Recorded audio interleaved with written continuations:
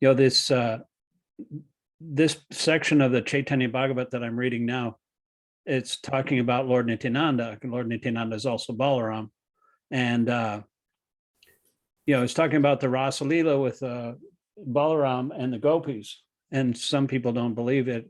Oh, Melissa's here. Melissa's going to, she's going to listen because she's just getting off work. Melissa Franklin. Yeah.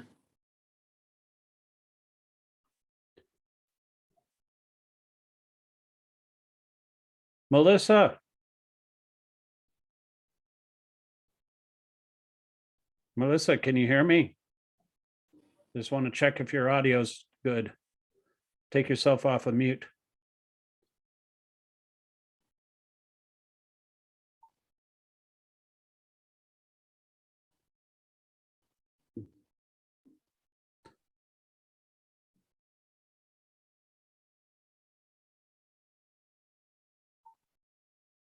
Melissa, can you hear? Anyway, welcome. I hope you can hear me. I'm just going to continue on. We're starting from verse 42, I believe. 42. I'm going to share the screen here.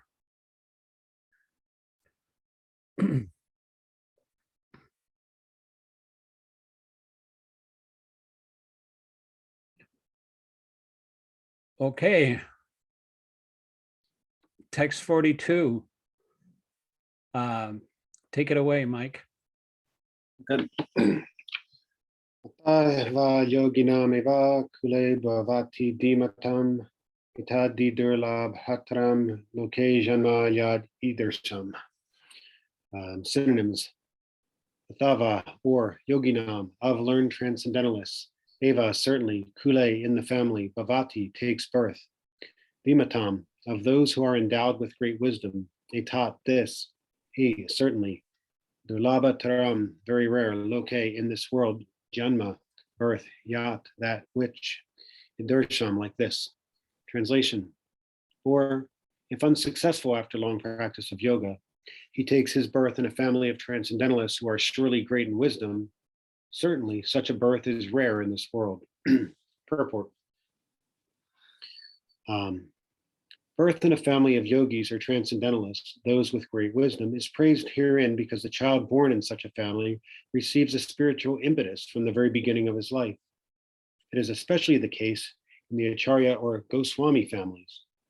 Such families are very learned and devoted by tradition and training, and thus they become spiritual masters.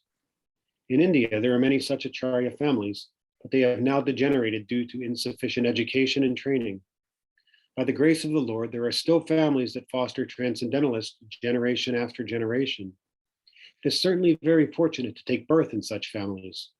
Fortunately, both our spiritual master, Om Vishnupad Sri Srimad Bhaktisiddhanta Saraswati Goswami Maharaj, and our humble self had the opportunity to take birth in such families by the grace of the Lord.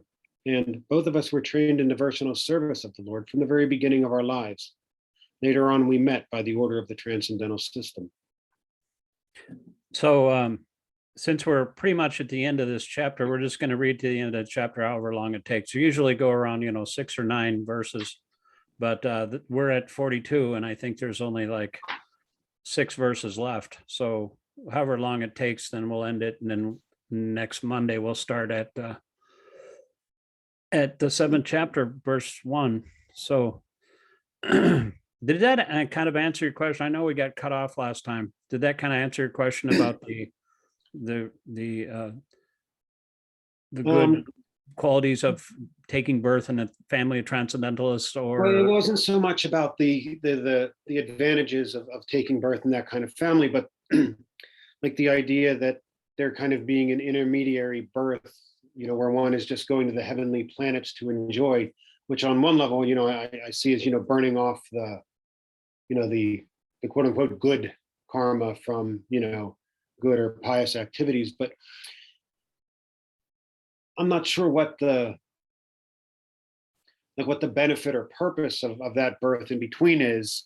If you're just going to go have this birth on the heavenly planets, enjoy for a while, come back and then start where you left off, or start with, I almost don't understand what the purpose of that birth would be. Does it say actually taking birth in the heavenly planets? And I thought it. Let me look back. hold on. Oh yeah, the yogi who falls after a short period of practice goes to the higher planets. Oh yeah, I don't know about that. It seems like even the demigods who live in higher planets are waiting to take birth on the earth, because there's suffering and there's like enjoyment. In the heavenly planets, there's too much enjoyment. They're having too much fun. Mm-hmm. So, it seems like a distraction. So, but that's a good question. I'll have to ask that of, somebody who's more advanced than I do, because there's no indication in these purports that, I can understand taking birth in a family of Brahmanas or in a rich family where you could have some time to, prosecute Krishna consciousness and further your spiritual bank account, fill it up to the brim so that you go back to Godhead in the end of that life. It feels like it's like a diversion from the path that you're, on and pursuing. It just seems like you're going, and then all of a sudden here's this other, extended. It seems like that from the what I've heard of the heavenly planets, it seems like a distraction. You're correct about that, but I don't know if it is or not. Yeah. Maybe, Krishna, it doesn't matter what birth you take, actually. You can take birth as a deer. Like Jud Bharat took birth as a deer. He was getting attached to this deer. He was a great king, he was a pure devotee. And then he saw this deer that was like wandering around the stream near his hermitage. And there was a lion nearby, and it roared, and the mother deer had a miscarriage, and the fawn ended up in the water. And because Mars Bharat was like compassionate, he started taking care of the deer, and he became detached from it. He became attached to it, and then the deer left one night after so many weeks or months with this sage, and he was looking for it, and he died. But he was thinking of the deer at death. But after that death, he took birth as Jud Bharat, and he remembered his past birth. And so he was hanging out at the ashrams of rishis in the forest near where he had passed away. And because he remembered that, in his next birth, after the deer body, he took birth as Jud Bharat, and he didn't want to make the same mistake again. So he took birth as Jud Bharat, and he acted as if he was stupid, deaf, dumb, and blind. People would like bother him, just thinking he was like a retarded or something. They threw stool at him and passed air in his face and all kinds of horrible things, called him names, and he didn't care because he's totally transcendental. But that's just an indication of, like, even if if you take birth as a deer, Krishna will you'll be able to remember. Of course, that's a rare thing. Most entities don't understand where they come from in the past. It's rare, but it happens. You can remember your past birth. There's so many different documented scientific studies about that. But anyway, Krishna has a plan, and for a devotee, there is no bad result. So you just have to trust Krishna in that, and that there will be no diminution in your Krishna consciousness. You end up your one life as as 3%. You start out as 4% in your next birth, and it doesn't matter whether you're on a heavenly planet, or as an animal. Krishna says, Abrahma bhuvanaloka punaravartinojana, from the highest planet down to the lowest, all are places of misery wherein birth and death take place. But by Krishna's grace, you start off where you left off, even though you don't know it. Anyway, let's read the next verse here. Don't want to get off on a rant.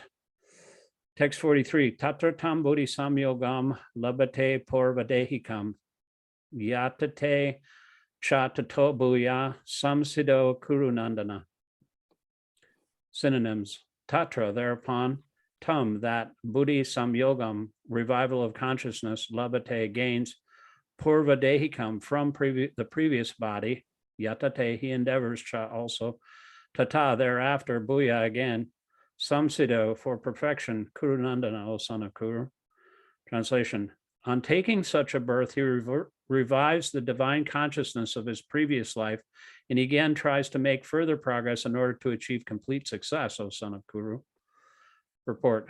King Bharat, see, I was just talking about that because it reminded me of the time, that's what Prabhupada thought when he read this verse, or read this, this verse from Bhagavad-gītā. He was reminded of King Bharat. King Bharat, who took his third birth in the family of a good Brahmana, is an example of good birth for the revival of previous transcendental consciousness. King Bharat was the emperor of the world, and since his time, this planet has been known among demigods as Bharat Varsh. Formerly, it was known as Ilavrita Varsh. The emperor, at an early age, retired for spiritual perfection, but failed to achieve success. In his next life, he took birth in a family of good Brahmana and was known as Jad Bharat because he always remained secluded and didn't talk to anyone. And later, he didn't put the whole thing about the deer in there. And later on, he was discovered as the great transcendentalist King Rahugana, by King Rahugana. Now, from his life, it is understood that transcendental endeavors or the practice of yoga never go in vain. By the practice of the Lord, the transcendentalist gets repeated opportunities for complete perfection in Krishna consciousness. So, it's funny, like when you read all these books, you see how they're interconnected and you can like follow the train of thought. It's awesome.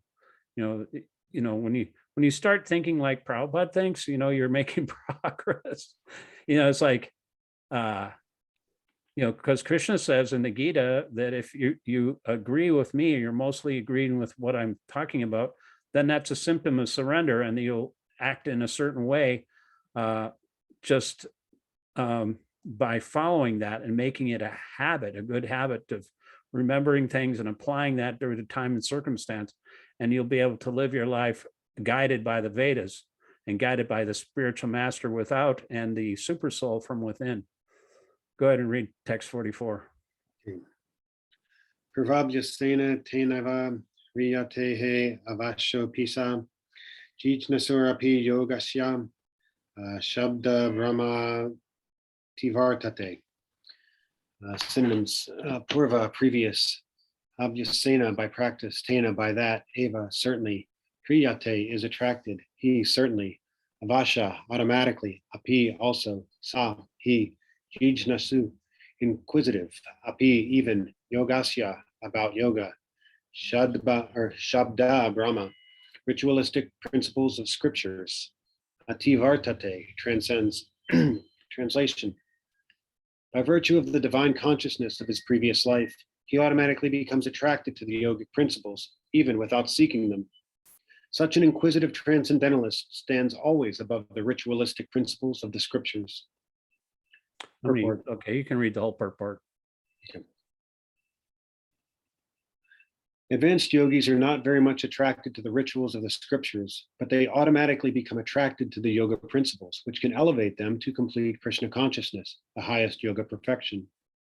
In the Srimad Bhagavatam 3:33-7, such disregard of Vedic rituals by the advanced transcendentalist is explained as follows: Aho bata svapakote gariyan yajji vargra vartate nama tubhyam Tipustapaste Juhuvu Sansnur Aryam Brahmana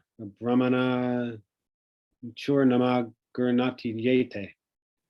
O my Lord, persons who chant the holy names of your lordship are far, far advanced in spiritual life, even if born in families of dog eaters. Such chanters have undoubtedly performed all kinds of austerities and sacrifices, bathed in all sacred places, and finished all scriptural studies. The famous example of this was presented by Lord Chaitanya, who accepted Thakur Haridas as one of his most important disciples.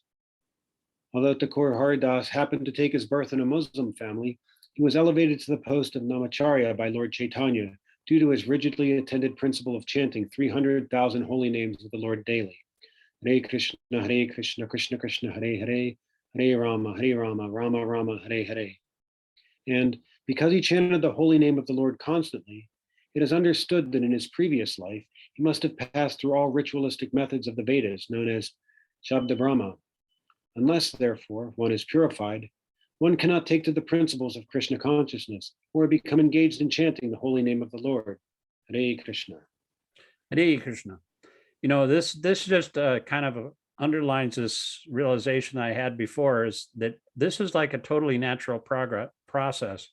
And just as it says in the Gita, that as the embodied soul takes different bodies from boyhood to youth to old age, similarly the soul passes into another body at death.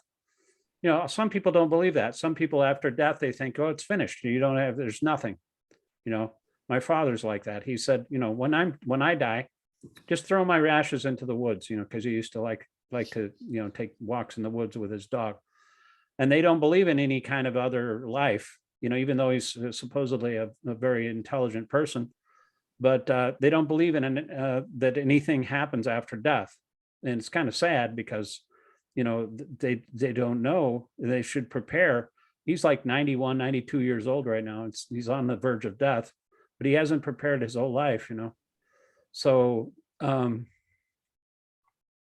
anyway, that elevation, or that process of going from body to body and then another body after death, is also the evolution of the soul.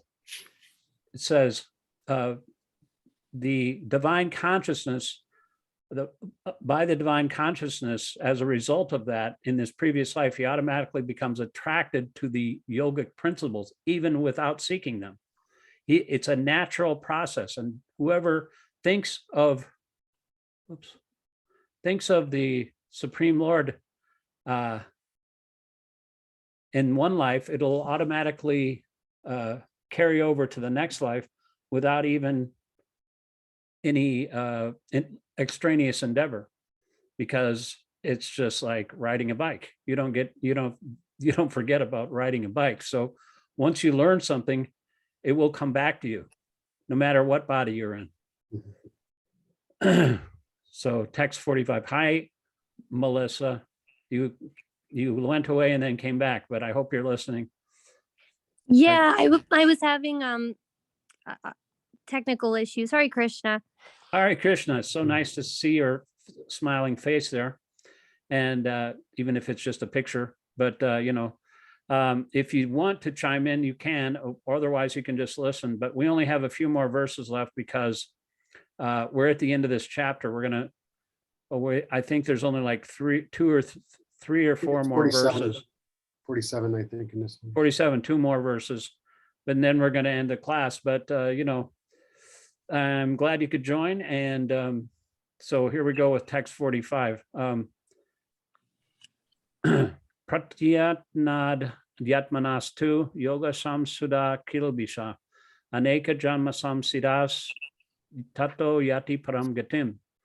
Synonyms: Pratyatnat, by rigid practice, Yatamana, endeavoring to, and yogi, such a transcendentalist, samsuda, washed off, kilbisha, all of whose sins, aneka, after many janma, births, samsida, having achieved perfection, yata, thereafter, yati, attained, param, the highest, gatim, destination. Translation: and when the yogi engages himself with sincere endeavor for making further progress, being washed of all contaminations, then ultimately achieving perfection after many births of practice, he attains the supreme goal.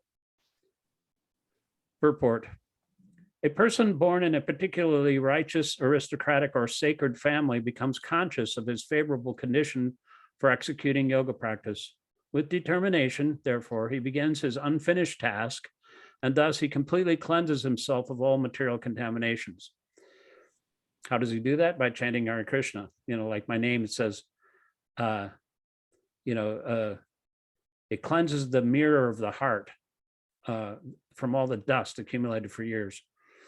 And, by reading these books, of course, but when you completely cleanse all your heart, then your path is free and your heart softens when you come in touch with Krishna, and Krishna will melt your heart and you will become attached to him.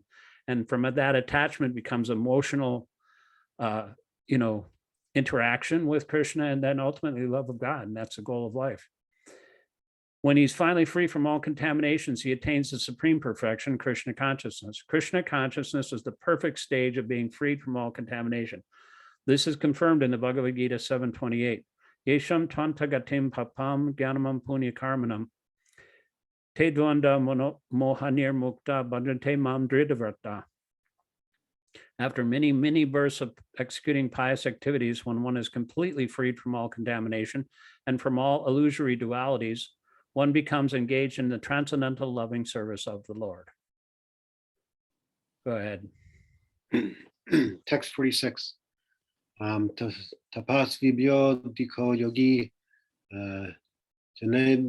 jananibhyo pimato dike karmibhyas chadiko yogi tasmad yogi bhavarjuna. Synonyms: tapasvibhya, then the ascetics; adhika, greater; yogi, the yogi; jnanabhya, then the wise; api, also; mata, considered; adhika, greater; karmibhya, then the fruit of workers; cha, also; adhika, greater; yogi, the yogi; tasmat, therefore; yogi, a transcendentalist; bhava, just become; Arjuna, O Arjuna.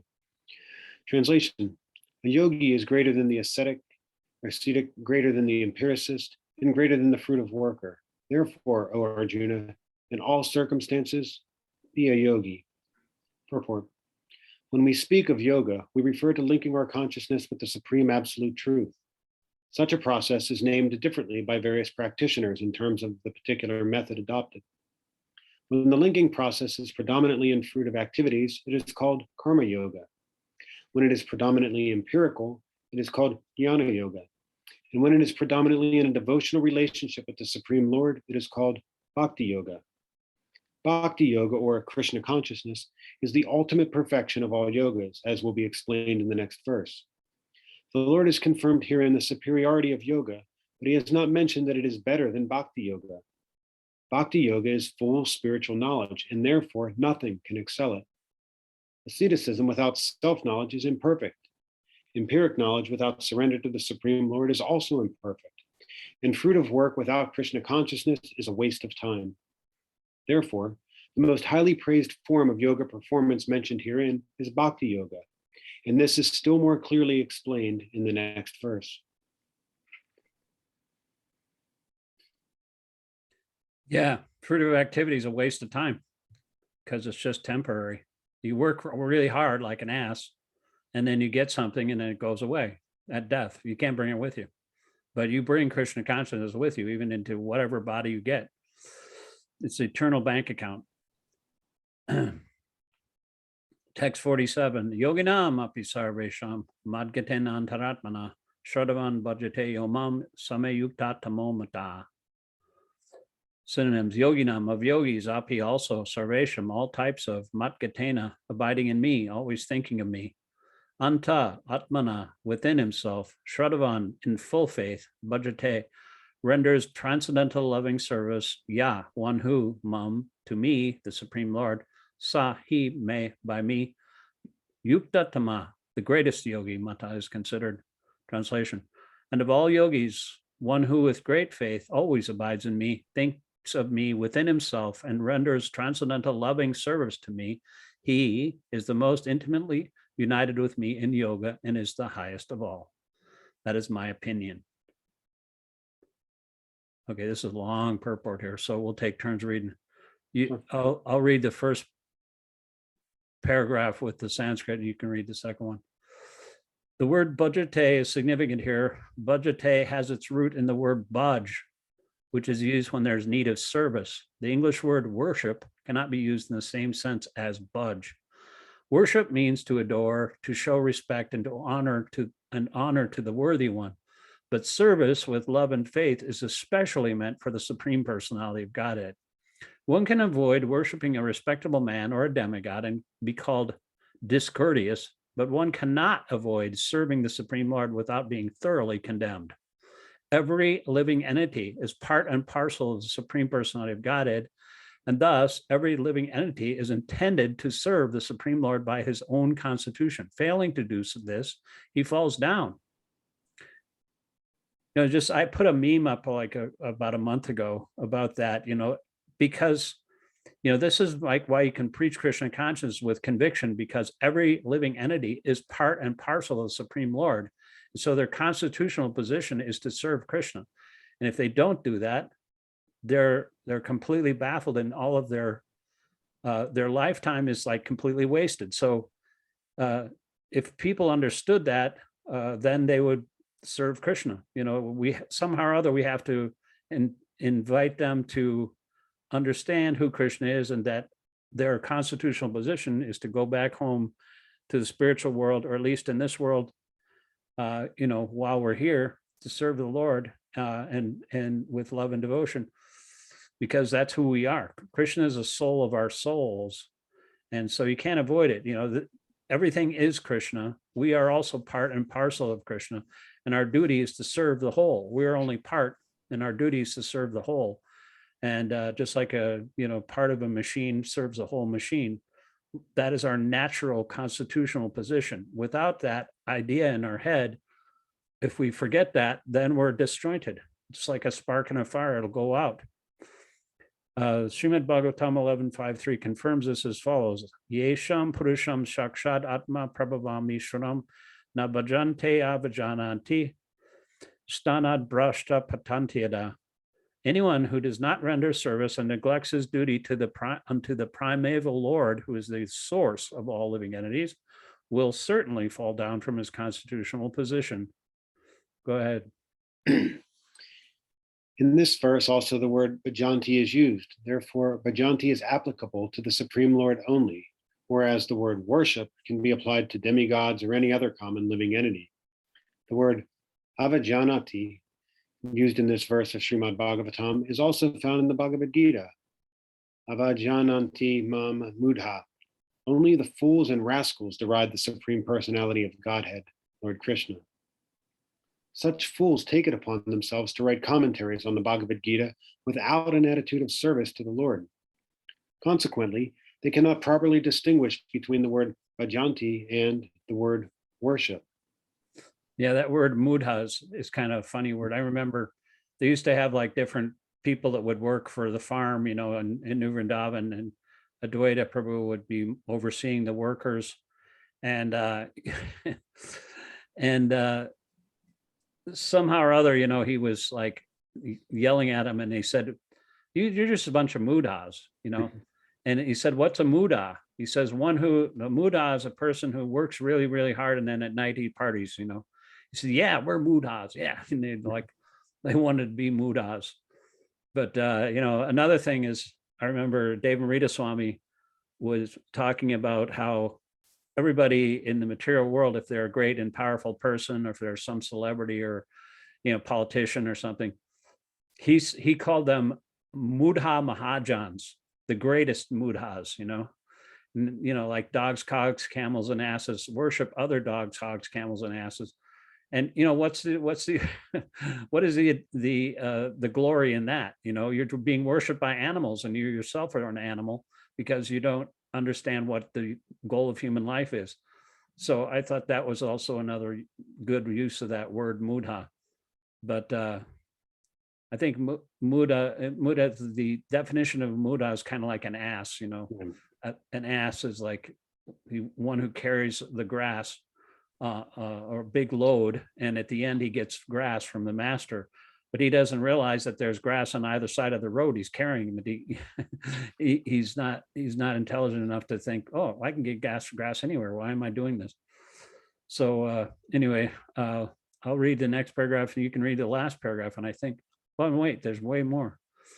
The culmination of all kinds of yoga practice lies in bhakti yoga. All other yogas are but means to come to the point of bhakti and bhakti yoga. Yoga actually means bhakti yoga. All other yogas are progressions toward the destination of bhakti yoga. From the beginning of karma yoga to the end of bhakti yoga is a long way to self-realization. Karma yoga without fruit of results is the beginning of this path. When karma yoga, which means work and Krishna consciousness, when karma yoga increases in knowledge and renunciation, the stage is called Jnana-yoga. When Jnana-yoga increases in meditation on the super soul by different physical processes, and the mind is on him, it is called Ashtanga yoga. And when one surpasses the Ashtanga yoga and comes to the point of the Supreme Personality of Godhead, Krishna, it is called Bhakti yoga, the culmination. Factually, Bhakti yoga is the ultimate goal, but to analyze Bhakti yoga minutely, one has to understand these other yogas. A yogi who is progressively on the true path, hold on a second. A yogi who is progressively, therefore, on the true path of eternal good fortune. One who sticks to a particular point and doesn't make further progress is called by that particular name: Karma yogi, Jnana yogi, Dhyāna yogi, Raja yogi, Hatha yogi, etc. If one is fortunate enough to come to the point of Bhakti yoga, it is to be understood that he has surpassed all other yogas. Therefore, to become Krishna conscious is the highest stage of yoga, just as when we speak of the Himalayan, we refer to the world's highest mountains, of which the highest peak, Mount Everest, is considered to be the culmination. Okay, next one. It is by great fortune that one comes to Krishna consciousness on the path of Bhakti Yoga to become well situated according to the Vedic direction. The ideal yogi concentrates his attention on Krishna, who is called Shyam Sundar, who is as beautifully colored as a cloud, whose lotus-like face is as effulgent as the sun, whose dress is brilliant with jewels, and whose body is flower garlanded. Illuminating all sides is his gorgeous luster, which is called the Brahma Jyotir. He incarnates in different forms such as Rama, Nrsimha, Varaha, and Krishna, the Supreme Personality of Godhead, and he descends like a human being as the son of Mother Yashoda, and he is known as Krishna, Govinda, and Vasudeva. He is the perfect child, husband, friend, and master, and he is full with all opulences and transcendental qualities. If one remains fully conscious of these features of the Lord, he is called the highest yogi. You know, these verses of these purports and the descriptions of Krishna are so, they're coming from the spiritual world. So when you listen to something like, Shama Sundar, Sham means blackish. He's beautifully colored like a cloud, like a rain cloud, whose lotus-like face is effulgent as the sun, whose dress is brilliant with jewels, and whose body is flower garlanded. So it's like these things are actually coming from the spiritual world, this description. And, this is the way to attract people, because Krishna means all attractive. And if we can just chant his holy name in the association of devotees, then the beauty of Krishna and the pastimes of Krishna and the paraphernalia and the associates of Krishna, they all become manifest in the heart when one practices kirtan. So that's the way to understand all these beautiful, attractive, blissful characteristics. And why would one want to go anywhere else? The relationships we have in this material world are temporary and miserable, and our bodies, if you want to enjoy a body, it's Rukmini, the queen of Krishna, said, I don't know why any woman would pick anybody else other than you. These bodies are like filled with pus, urine, stool, with blood and bones, and filled with bad smells and mustaches and stuff. Why would you want that compared to like Krishna? So it's just common sense, but people don't know about Krishna. He's a complete, beautiful body full of knowledge and bliss, and he's eternal, and we can also enjoy with him. So that's the knowledge that we have, and we should give it to others. This stage of highest perfection in yoga, it can be attained only by Bhakti yoga, as confirmed in all Vedic literature. Yasya deve para bhaktir yata deve tatagaro tasyate kahiti hyarta prakashante mahatmana. Only unto those great souls who have implicit faith in both the Lord and the spiritual master are all the importance of Vedic knowledge automatically revealed. Shvetashvatara Upanishad. You can read to the end there. Sure. Bhaktirasya bhajanam tad ihamutropadahi narirasyena mushmin manakalpanam etad eva narishkarmayam. Bhakti means devotional service to the Lord, which is free from desire for material profit, either in this life or in the next. Devoid of such inclinations, one should fully absorb the mind in the Supreme. That is the purpose of Naiskarmya, Gopala Tapani Upanishad 115. These are some of the means for performance of bhakti or Krishna consciousness, the highest perfectional stage of the yoga system. Thus ends the Bhaktivedanta purports to the 6th chapter of the Srimad Bhagavad-gītā in the matter of Dhyāna-yoga. Yeah, it's perfect. And now it's like exactly 6:40. So I want to thank you, Mike, again for your regularity, and welcome to Melissa. Thanks for joining in, just for hearing, but hopefully you can dive in and help us read. We just take turns reading, and if there's any questions, very informal, it's usually just Mike and me, but we're really happy to have somebody else. I want to continue this even after we do the end of this. I'm going to continue reading the Bhagavad-gītā over and over again, because it never, ever becomes stale, no matter how many times you read it. I mean, Prabhupada was in a room one time, and one of his disciples, he called him in, Rita Ananda. He said, he called him and he said, have you read these books? And Rita Ananda said, yes, Prabhupada, I've read the books. He said, aren't they wonderful? And so, it's like even Prabhupada, he wrote the freaking book, and he's like, blown away by his own books, because they're not really his own books. They're Krishna's books. So we just have to absorb ourselves in these books, and then all our problems will go away. All the problems controlling the mind, and we'll become attached to Krishna, and we'll live a life of knowledge and bliss. And even in, whatever birth we take in our next life, we'll continue on that process. So it's like, we have to take advantage of it, because otherwise we're doomed. It's really, really important. And we have to realize that importance and try to share it with others, because everybody's suffering. So thank you very much, Melissa. Thanks, Mike. And hopefully we'll see you again on Monday. Thank you. Haribo. Hare Krishna.